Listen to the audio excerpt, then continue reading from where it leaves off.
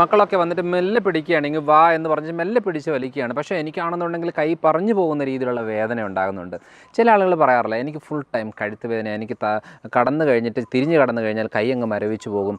ചില ആളുകൾ പറയാറില്ല, എനിക്ക് നടുവേദന, നടുവിൽ നിന്ന് താഴോട്ട് ഭയങ്കരമായിട്ട് ഒരു കട്ടുകഴപ്പ് എന്നൊക്കെ പറയാറില്ലേ, ആ ഒരു വലിച്ചിൽ എന്ന രീതിയിലുള്ള വേദനയില്ലേ, എന്തുകൊണ്ടാണ് അത് ഉണ്ടാകുന്നത്? ചില കണ്ടീഷനിൽ എന്ന് പറഞ്ഞാൽ ഫാറ്റ് ലിവർ കൊണ്ട് വേദന ഉണ്ടാകും, കരൾ വീക്കം കൊണ്ട്. അതായത് ഈ റൈറ്റ് സൈഡ് താഴെ ഈ റിബ്സിൻ്റെ താഴെയായിട്ട് നമുക്കൊരു മുള്ളു കുത്തുന്ന വേദനയാണെങ്കിൽ ഒന്ന് ഗോൾ ബ്ലാഡർ സ്റ്റോണോ അല്ലെന്നുണ്ടെങ്കിൽ കരൾ വീക്കം ആയിരിക്കും. അപ്പോൾ ആ ഒരു രീതി നമ്മൾ ഫോക്കസ് ചെയ്തിട്ട് മനസ്സിലാക്കുക എന്നുള്ളതാണ്. ഇനി റൈറ്റ് സൈഡ് താഴെയായിട്ട് വരുന്നത് ഏരിയകളുണ്ട്.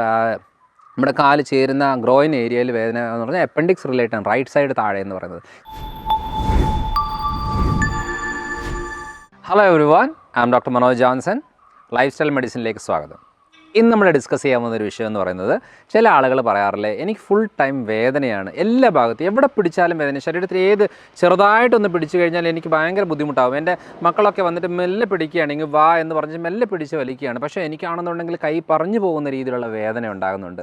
ചില ആളുകൾ പറയാറില്ല, എനിക്ക് ഫുൾ ടൈം കഴുത്ത് വേദന, എനിക്ക് കടന്നു കഴിഞ്ഞിട്ട് തിരിഞ്ഞ് കടന്നു കഴിഞ്ഞാൽ കൈ അങ്ങ് മരവിച്ച് പോകും, അല്ലെന്നുണ്ടെങ്കിൽ അങ്ങോട്ടും ഇങ്ങോട്ടും തിരിയുമ്പോൾ തന്നെ നടുവിൻ്റെ ഭാഗത്ത് വളരെ മിന്നൽ വരുന്നൊരു വേദനയായിരിക്കും. മസിൽ എപ്പോഴും ഇങ്ങനെ മസിൽ ക്യാച്ച് ഉണ്ടാകും, ഉരുണ്ട് കയറും എന്ന രീതിയിലുണ്ട്. കാൽവിരലുകളിങ്ങനെ കോച്ച് പിടിക്കുന്ന രീതികളുണ്ട്. ചില ആളുകളുടെ ജോയിൻറ്റ്സുകൾ തന്നെ വളരെ ഒരു വളഞ്ഞു പോകുന്ന രീതിയിൽ വരുന്നുണ്ട്. അപ്പം പല കാര്യങ്ങളാണ്. ചില ആളുകൾ പറയുന്നത് റിപ്പീറ്റഡ് ആയിട്ട് തലവേദനയാണ്, എനിക്ക് ഫുൾ ടൈം തലവേദനയാണ്, ഒരു ആഴ്ചയിൽ ഒരു ദിവസമൊക്കെയാണ് എനിക്ക് നോർമലായിട്ടിരിക്കുന്നത്, ബാക്കി പല ദിവസങ്ങളിലും എനിക്ക് തലവേദനകളാണ്. എനിക്കാണെന്നുണ്ടെങ്കിൽ ബെഡിൽ നിന്ന് എഴുന്നേക്കാനേ താല്പര്യമില്ല. കഴിഞ്ഞ തവണ ഒരാൾ ഓൺലൈൻ കൺസൾട്ടേഷൻ വിളിച്ച് പറയുകയാണ്, ഡോക്ടറെ എനിക്കൊരു 10 മിനിറ്റ് സമയം എൻ്റെ കാര്യം പറയാനായിട്ട് അവസരം തരണം. ഞാൻ പറഞ്ഞു, എന്താണ് അതെന്ത് കണ്ടിട്ടുണ്ട് 10 മിനിറ്റ്? എനിക്ക് അതിനു വേണ്ടി പ്രശ്നങ്ങൾ പറയാനുണ്ട്. പക്ഷേ ഈ പറഞ്ഞതിൽ ഭൂരിഭാഗം പ്രശ്നങ്ങൾ എന്താണെന്നറിയാമോ? വേദനയാണ്. അത് ഓരോ വേദന എടുത്തെടുത്ത് പറയുന്നുണ്ട്. എനിക്ക് മുടിയിലിങ്ങനെ പിടിച്ചാൽ വേദനയാണ്, കണ്ണടച്ചാൽ വേദനയാണ്. അങ്ങനെ ഓരോ ചെറിയ ചെറിയ വേദനകളും വളരെ ബുദ്ധിമുട്ടായിട്ടാണ് ആ പേഷ്യൻ്റ് പറഞ്ഞത്. സത്യം പറഞ്ഞാൽ ഇതിനൊക്കെ പല കാരണങ്ങളൊന്നുമില്ല, ആകെ ഒരു 4-5 കാരണങ്ങളേ ഉള്ളൂ. ആ കാരണങ്ങൾ തിരിച്ചറിഞ്ഞാൽ മതി. എന്തുകൊണ്ടാണ് റിപ്പീറ്റഡായിട്ട് മുട്ടുവേദന എനിക്ക് ഉണ്ടാകുന്നത് എന്ന് മാത്രം ആലോചിച്ചാൽ മതി.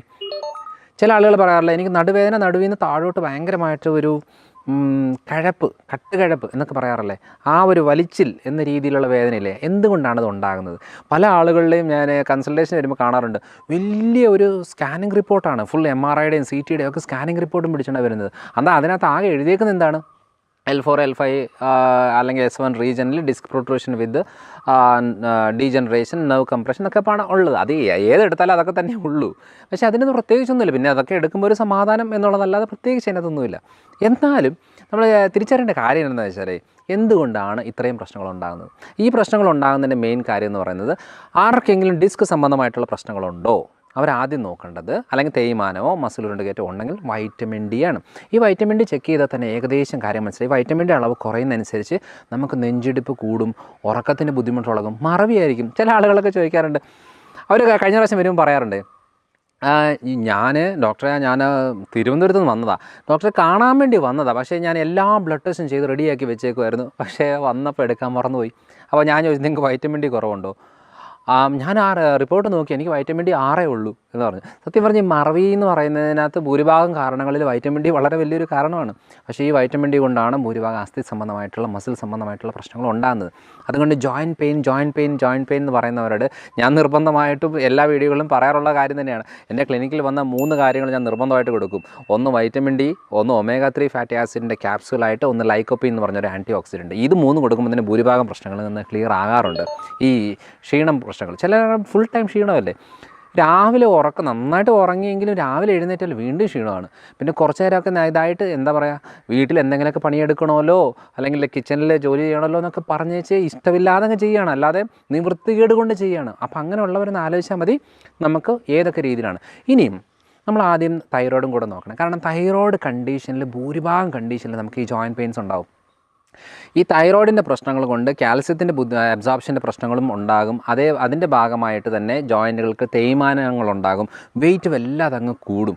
ചിലർ പറയാറുണ്ട്, ഭക്ഷണം ഒട്ടും ഞാൻ കഴിക്കുന്നില്ല, ഞാൻ ഡോക്ടറുടെ വീഡിയോ കണ്ടിട്ട് ഞാനത് ഇൻ്റർമീഡിയറ്റ് ഫാസ്റ്റിംഗ് വരെ ചെയ്ത് നോക്കി, എൻ്റെ 1 കിലോ കുറഞ്ഞുള്ളൂ ഒരാഴ്ച ചെയ്തിട്ട് എന്ന് പറയുന്നവരുണ്ട്. കാരണം എന്താ വെച്ചാൽ ഹോർമോണൽ ഇംബാലൻസ് നമ്മൾ അത് മാത്രം ചെയ്താൽ പോരാ, അതിന് വേറൊരു രീതികളൊക്കെ ചെയ്യണം. അപ്പോൾ അതുകൊണ്ട് തൈറോയ്ഡ് എന്ന് പറയുന്നത് നമ്മൾ വളരെ നിർബന്ധമായിട്ട് നോക്കേണ്ട ഒരു കാര്യമാണ്. തൈറോയിഡിൻ്റെ 2 രീതികൾ, നോർമൽ ടെസ്റ്റും ആൻറ്റിബോഡി ടെസ്റ്റുമാണ് നമ്മൾ നോക്കേണ്ടത്. ചിലപ്പോൾ നോർമൽ രീതിയിൽ കണ്ടില്ലെങ്കിൽ ആൻറ്റിബോഡിയിൽ കാണും. അപ്പോൾ അതിന് രണ്ടും 2 രീതിയിലുള്ള കാര്യങ്ങളാണ്. അതുകൊണ്ടാണ് ഈ ചില ആളുകൾ നോക്കാറില്ലേ, എല്ലാ തൈറോയിഡിൻ്റെ പ്രശ്നങ്ങളും ഉണ്ട്, എന്നാൽ തൈറോയിഡിന് ടെസ്റ്റ് ചെയ്താൽ നോർമലാണ്, ഗുളിക എടുക്കുന്നുണ്ട്, പക്ഷേ ഗുളിക എടുത്താലും പ്രശ്നങ്ങൾ കുറവൊന്നുമില്ല. വെയിറ്റ് കൂടുന്നുമുണ്ട്, മുടി പൊഴിച്ചിലുമുണ്ട്, ക്ഷീണമുണ്ട്, മസിൽ ഉരുട്ടുകയറ്റമുണ്ട്, ഹെയർ ഗ്രോത്ത് ഉണ്ട്, എല്ലാം ഉണ്ട്. അതാണ് അതിൻ്റെ ഒരു പ്രത്യേകത. കാരണം അതൊന്ന് പ്രോപ്പർ ടെസ്റ്റ് ചെയ്ത് കണ്ടുപിടിച്ച് കഴിഞ്ഞാൽ നമുക്ക് അറിയാൻ പറ്റും എന്താണ് കാര്യം എന്നുള്ളത്. പിന്നെ വൈറ്റമിൻ ഡി കുറഞ്ഞ ഓട്ടോമാറ്റിക്കായിട്ട് കാൽസ്യം കുറയാനുള്ള സാധ്യതയുണ്ട്. പക്ഷേ നമ്മൾ നേരെ പോയിട്ട് കാൽസ്യം എത്ര ഉണ്ടെന്നാണ് ബ്ലഡ് ടെസ്റ്റ് ചെയ്ത് നോക്കുന്നത്. അപ്പോൾ കാൽസ്യം എത്ര ഉണ്ടെന്ന് ബ്ലഡ് ടെസ്റ്റ് ചെയ്ത് നോക്കുമ്പോഴുള്ള പ്രത്യേകത എന്താണെന്ന് വെച്ചാൽ കാൽസ്യം ബ്ലഡിൽ കാണും, ഒരു കുഴപ്പം കാണത്തില്ല. പക്ഷേ വൈറ്റമിൻ ഡി ഇല്ലാത്തതുകൊണ്ട്, ഇതിന് അബ്സോർപ്ഷൻ നടക്കാത്തതുകൊണ്ട് എന്ത് ചെയ്യും, ഇതെല്ലാം ഒന്ന് അടിഞ്ഞുകൂടി കാലിൻ്റെ ഉപ്പൂറ്റിയുടെ ഭാഗത്ത് ഒന്ന് കിടക്കും. ഈ ഉപ്പൂറ്റിയുടെ ഭാഗത്ത് കാൽക്കേനിയം സ്പെർ എന്ന് പറയുന്ന ഒരു കണ്ടീഷൻ, അതായത് ഒരു മുള്ളു പോലൊരു പ്രൊജക്ഷൻ ശരീരം ഉണ്ടാക്കി വെക്കും. കാരണം കൂടുതൽ ന്യൂട്രീഷൻ ഡെഫിഷ്യൻസി കണ്ടീഷൻ, കൂടുതൽ ഓവർ സ്ട്രെയിൻ കണ്ടീഷൻ, നിന്നുകൊണ്ട് ജോലി എടുക്കുന്ന ആളുകൾ, അങ്ങനെ പല രീതിയിലുള്ള കാര്യങ്ങൾ വരുമ്പോൾ ഈ വൈറ്റമിൻ ഡി കുറയുമ്പോഴത്തേനും എന്താണ്, കാൽസ്യം എല്ലാം വന്ന് ഡെപ്പോസിറ്റ് ആയിട്ട് അതിൻ്റെ ഭാഗമായിട്ട് കാൽക്കേനിയം സ്പെർ, ഹീൽ സ്പെർ എന്ന് പറയുന്നൊരു കണ്ടീഷൻ തുടങ്ങും. അതുകൊണ്ടാണ് ഉപ്പൂറ്റിയുടെ ഭാഗത്ത് വേദന ഉണ്ടാകുന്നത്. അതാണ് നമ്മൾ തിരിച്ചറിയേണ്ടത്. നമ്മൾ നോക്കുമ്പോൾ കാൽസ്യം നോക്കുമ്പോൾ ഒരു കുഴപ്പമില്ല, പിന്നെ എങ്ങനെയാണ് ഈ ഇത്രയും പ്രശ്നം ഉണ്ടാകുന്നത്? അതാണ് ഈ കാര്യം. വൈറ്റമിൻ ഡി ഇല്ലാത്തതുകൊണ്ട് കാൽസ്യം അബ്സോർപ്ഷൻ നടക്കത്തില്ല. അതാണ് അതിൻ്റെ ഒരു പ്രത്യേകത. നമ്മൾ എത്ര മുട്ടയും മീനും പാലും കുടിച്ചെന്ന് പറഞ്ഞിട്ട് കാര്യമില്ല. ഇതാണ് അതിൻ്റെ മെയിനായിട്ടുള്ള കാര്യങ്ങൾ. അപ്പോൾ കാൽസ്യം മാത്രമല്ല ഇവിടുത്തെ വിഷയം, മെഗ്നേഷ്യം കൂടി ഒരു വിഷയമാണ്. കാൽസ്യം മെഗ്നേഷ്യം കറക്റ്റ് കോമ്പിനേഷൻ ബോഡിയിലേക്ക് സപ്ലൈ ആയെങ്കിൽ മാത്രമാണ് ബോഡിക്ക് ഈ മസിലുകൊണ്ട് കയറ്റ പ്രശ്നങ്ങൾ. ചില ആളുകളല്ലേ കുറച്ച് നേരം നിൽക്കുമ്പോഴത്തേനും കാലങ്ങ് കട്ട് കഴിക്കുകയാണ്, എന്നാൽ വേറെ പ്രശ്നങ്ങളൊന്നുമില്ല, ബോഡി വെയിറ്റ് കൂടുതലെല്ലാം കറക്റ്റായിട്ട് നല്ല ന്യൂട്രീഷ്യസ് ആയിട്ടുള്ള ഫുഡൊക്കെ കഴിക്കുന്നുണ്ട്. ഇതാണ് കാര്യം. കാരണം കാൽസ്യം മെഗ്നേഷ്യം പ്രോപ്പർ പ്രൊപ്പോർഷനിൽ നിൽക്കണം. വൈറ്റമിൻ B12 എന്ന് പറയുന്നൊരു പോഷകമുണ്ട്, അതും കാരണം ഞാനിപ്പം സാധാരണ ആളുകൾക്ക് കൊടുക്കുന്ന ഒരു ന്യൂട്രീഷണലായിട്ടുള്ള ഒരു കോമ്പിനേഷൻ എന്ന് പറയുന്നത് calcium, magnesium, vitamin D, vitamin B12. ഈ 4 കോമ്പിനേഷൻ നമ്മളൊന്ന് സപ്ലൈ ചെയ്താൽ ഭൂരിഭാഗം വേദനകൾ, സന്ധി സംബന്ധമായിട്ടുള്ള ബുദ്ധിമുട്ടുകൾ, ടയർഡ്നെസ് ഒക്കെ കുറയാറുണ്ട്. അപ്പം കാരണം ഏറ്റവും കൂടുതൽ ന്യൂട്രീഷണലായിട്ട് രീതികളാണ് ഞാൻ ഫോക്കസ് ചെയ്യുന്നത്. ലൈഫ് സ്റ്റൈൽ മെഡിസിൻ്റെ മെയിൻ കാര്യം എന്ന് പറയുന്നത് നമ്മൾ പല രീതിയിൽ മരുന്നൊന്നും കൊടുക്കുന്നതല്ല, ബോഡി ഒന്ന് ഓർഡർ ആകാൻ വേണ്ടിയിട്ടുള്ള കാര്യങ്ങൾ മാത്രം ചെയ്യുമ്പോഴത്തേനും പല കാര്യങ്ങളും ക്ലിയർ ആകാറുണ്ട്. അതാണ് ഈ വേദനകളുടെ പ്രശ്നം. അല്ലാതെ നമ്മൾ എന്ത് വേദന സംഹാരി കഴിച്ചെന്ന് പറഞ്ഞാലും കാര്യമില്ല. കാരണം വേദന സംഹാരി ഭൂരിഭാഗം ആൾക്കാർ വരുന്നത്, എനിക്ക് മരുന്ന് കഴിച്ച് മടുത്തു ഡോക്ടറെ, എനിക്കാണെന്നുണ്ടെങ്കിൽ ഈ നെഞ്ചരിച്ചിലാണ്, വേദനയുടെ ഗുളിക കഴിച്ചാൽ പറ്റുന്നേ ഇല്ല, വയറിൽ ഏത് സമയം ബുദ്ധിമുട്ടുണ്ടാകുന്നു എന്നൊരു കണ്ടീഷനിലുള്ള ആൾക്കാർക്ക് മെയിനായിട്ട് ചെയ്യേണ്ട കാര്യം ഈ ഒരു രീതിയാണ്. ഈ കോമ്പിനേഷനിൽ ബോഡിയിലേക്ക് സപ്ലൈ ചെയ്താൽ നല്ല മാറ്റങ്ങളുണ്ടാകും. ഇതാണ് അതിൻ്റെ ഒരു പ്രത്യേകത. ഇനിയും ചില ആളുകൾ പറയാറില്ല, എനിക്ക് ഭയങ്കര തലവേദനയാണ്, ഒരു രക്ഷയില്ല, എനിക്ക് രാവിലെ എഴുന്നേറ്റ ഉടനെ തലവേദനയായിരിക്കും, എനിക്ക് കുറച്ച് നേരം എന്തെങ്കിലും ജോലി ചെയ്താൽ തലവേദനയായിരിക്കും, കുറച്ച് നേരം കമ്പ്യൂട്ടർ നോക്കിയാലും തലവേദനയായിരിക്കും. അങ്ങനെ തലവേദനകളുടെ ലിസ്റ്റ് തന്നെ ഏത് സമയം പറയാറുണ്ട്. അവരുടെ മെയിൻ കാര്യം എന്താണെന്നറിയോ, പല കാര്യങ്ങളിലുണ്ടല്ലോ, അതിനകത്ത് ഒരു 80% കാരണം എന്ന് പറയുന്നത് ഡീഹൈഡ്രേഷൻ ആയിരിക്കും. ഡീഹൈഡ്രേഷൻ്റെ പ്രത്യേകത എന്താണെന്നറിയോ, ഡീഹൈഡ്രേഷൻ എന്ന് പറയുന്നത് നമ്മൾ ആർക്കെങ്കിലും ഒരു തലവേദന ഉണ്ട്, നല്ല തലവേദനയാണ്, പറ്റുന്നില്ല, മൈഗ്രെയിൻ അല്ല കേട്ടോ, നോർമലായിട്ടുള്ള തലവേദനയാണ്, തലവേദന പറ്റുന്നില്ല, അത്രയ്ക്കും ഇതാണ് ബുദ്ധിമുട്ടാണ് എന്ന് പറഞ്ഞിട്ട് മാറി നിൽക്കുന്ന ആൾക്കാരുണ്ടെന്നുണ്ടെങ്കിൽ അവരോട് ആദ്യം പറയണം, നിങ്ങളൊരു കാര്യം ചെയ്യുക, ഒരു 1/2 ലിറ്റർ വെള്ളം ഒരുമിച്ച് കുടിക്കുക, ഒറ്റയടിക്ക്. ആ 1/2 ലിറ്റർ വെള്ളം ഒരുമിച്ച് കുടിച്ച് കഴിഞ്ഞാൽ കറക്റ്റായിട്ട് ഡീഹൈഡ്രേഷൻ പ്രശ്നം കൊണ്ടാണ് 80% തലവേദന ഉണ്ടാകുന്നത്. ആ തലവേദന ഒരു 10 മിനിറ്റിനുള്ളിൽ പൂർണ്ണമായിട്ട് മാറും. വളരെ സിമ്പിളായിട്ടുള്ള കാര്യമാണ്. പക്ഷേ നമ്മളെന്ത് ചെയ്യും, അതിന് ഗുളികകളും കാര്യങ്ങളും അങ്ങനെ ആയിട്ട് ഇങ്ങനെ പോവുകയാണ്, ഓരോ വലിയെന്തോ പ്രശ്നങ്ങളായിട്ട് നമ്മളങ്ങ് ആക്കിയെടുക്കുകയാണ്. ചില ആളുകളൊക്കെ എന്ന് പറഞ്ഞാൽ ബെഡ് നേരെ എഴുന്നേക്കത് പോലും ഇല്ല തലവേദനയുടെ കാര്യം പറഞ്ഞ്. ആദ്യം ചെയ്യേണ്ടത് ഡീഹൈഡ്രേഷൻ ക്ലിയർ ആക്കുക എന്നുള്ളതാണ്. പിന്നെ രണ്ടാമതാണ് ഞാൻ കഴിഞ്ഞ വീഡിയോകളിലൊക്കെ പറയാറുള്ളത്, വയറ്റിലെ പ്രശ്നം കൊണ്ടാണ് തലവേദന ഏറ്റവും കൂടുതലായിട്ട് കൂടുന്നത്. അസിഡിറ്റി ലെവലിൽ നിന്ന് കൺട്രോൾ ചെയ്ത് നിർത്താം എന്നുള്ളതാണ്.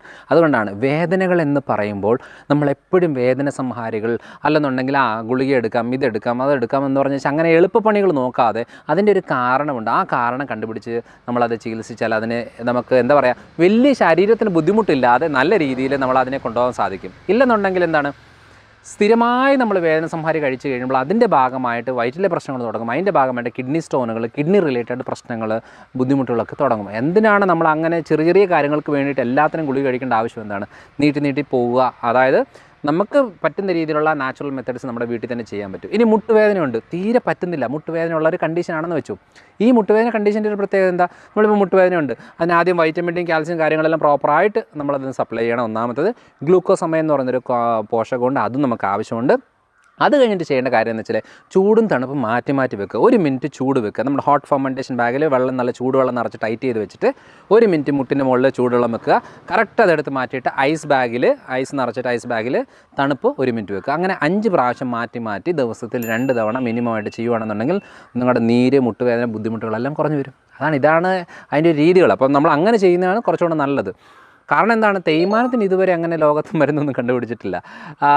വേദന സംഹാരികൾ കഴിച്ചുകൊണ്ട് നമുക്ക് ആശ്വസിക്കാം എന്നുള്ളതല്ലാതെ പ്രത്യേകിച്ച് അതിനകത്ത് ഉപയോഗം കിട്ടത്തില്ല. അതുകൊണ്ട് എന്താ ചെയ്യേണ്ടത്, ഈ ഒരു രീതിയിലുള്ള കാര്യങ്ങൾ നമ്മൾ വീട്ടിൽ ചെയ്യുന്നതായിരിക്കും കുറച്ചുകൂടെ നല്ലൊരു ഓപ്ഷൻ. അപ്പോൾ ഞാൻ പല രീതിയിലുള്ള, ചില ആളുകളും വയറ്റ് വേദനയുണ്ട്. വയറ്റ് വേദന എന്ന് പറയുന്നത് ഭൂരിഭാഗം പ്രശ്നമാണ്. ഭക്ഷണം കഴിച്ചാൽ പ്രശ്നം, ഭക്ഷണം കഴിച്ചില്ലെങ്കിൽ പ്രശ്നം, കമന്ന് കിടന്ന പ്രശ്നം, ഒത്തിരി നേരം ഇരുന്ന് യാത്ര ചെയ്താൽ പ്രശ്നം, ആകെ വയറ്റിൽ വേദനകളാണ്. അപ്പം ഭക്ഷണം കഴിച്ചിട്ട് വേദന ഉണ്ടാകുന്നു, അത് സ്റ്റൊമക്ക് അൾസറാണ്. ഭക്ഷണം കഴിക്കാതെ വേദന ഉണ്ടാകുന്നു, അത് ഗ്യാസ്ട്രൈറ്റിസ് റിലേറ്റഡ് ആണ്. ചില ആളുകളിലും അതായത് പറയാറുണ്ട് വയറിന് നേരെ പുറകിലാണ് വേദന, ഈ ഷോൾഡറിൻ്റെ ഭാഗത്താണ് വേദന, അങ്ങനെ പല വേദനകളും.